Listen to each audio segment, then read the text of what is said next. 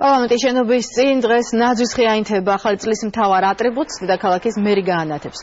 სახელმწიფო სამზადის კი გვიან ღამი დასრულდა რიყის ტერიტორიასა და ერეკლეს ქუჩაზე, სადაც ნაძვის ხეების ფესტივალი გაიმართება. დღეიდანვე თბილისში კულტურულ-გასართობი ღონისძიებები დაიწყება, რომელიც 7 იანვრამდე გაგრძელდება. ევროპის მოედანზე გალა კონცერტი 31 დეკემბერს შედგება. ნაძვის ხეს დღეს გავანათებთ აუცილებლად და გავანათებთ ასევე თოვლის ბაბუას, რომელიც საგანგებოდ გაკეთდა და ადგილზე დამზადდა იმისათვის, რომ სიახლე შემოგვეტანა ახალი წლის დღესასწაულთან დაკავშირებით.